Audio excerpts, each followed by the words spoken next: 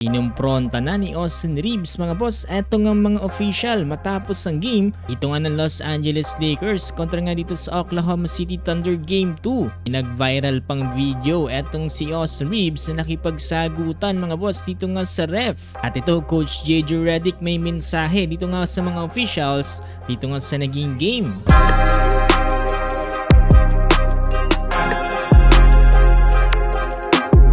So eto mga boss, kakatapos nga lang ng Game 2 dito nga sa Western Conference Semifinals dito nga sa pagitan ng Lakers at dito nga ng OKC. Ito sa game na to mga boss, nagawang talunan ng OKC etong Lakers sa final score ng 125-107.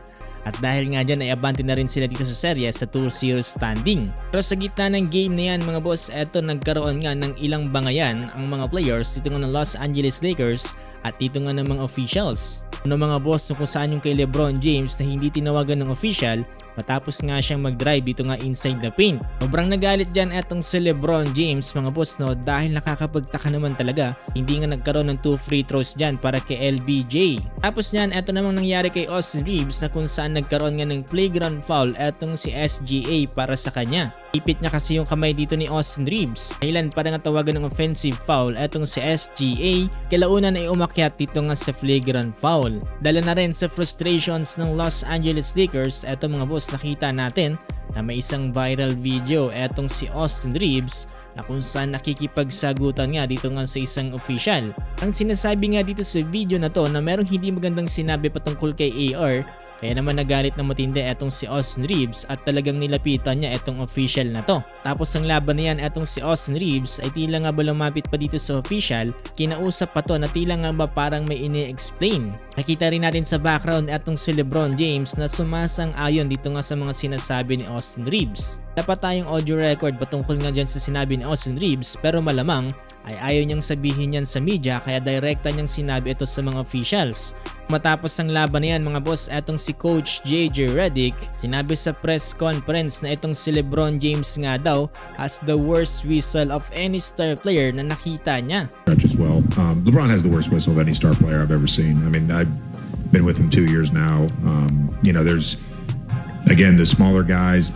Sabi kasi mga boss, kahit tutukan na nga daw itong referee kay LeBron James, ay wala pa rin itong tinatawag na kahit ano. Hindi lang naman mga boss ang mga players ang nakapansin dito nga sa mga kakaibang kinikilos ng mga officials. Kaya mga audience na nanonood dito nga online ay napansin ang kakaibang ginagawa dyan ng officials. Sabi pa nga dyan ng iba na okay daw ang ipinakitang laro dito ng Los Angeles Lakers. Andyang nagkaroon nga lang daw talaga ng kakaibang pito etong mga officials ng Oklahoma City Thunder. Probably nga daw kung nakakapaglaro etong si Luka Doncic ay malamang nananalo etong Los Angeles Lakers. Ayun mga boss, anong masasabi nyo? Pabor ba kayo dito nga sa mga tawag ng officials o sadyang may kakaiba talaga sa mga nangyayari? At ito mga boss, ilang saglit lang ay inalaman din natin kung bakit nga kinumpronta ni Austin Reeves ang isa sa mga officials na si John Gobble.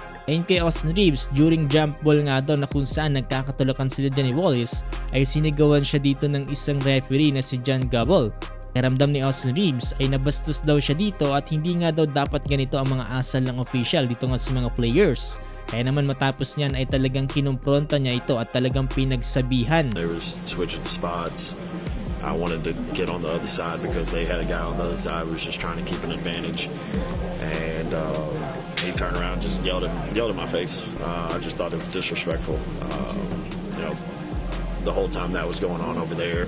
Samantalang si LeBron James naman mga boss, no comment at all sa mga nangyari at sa ngayon nga daw ay down na sila by 2. Yun mga boss, nakikisuyo po ako sa inyo na pakilike po itong ating video at pakifollow na rin po sana mga boss itong ating page dahil magiging malaking bagay na po yan para sa ating channel.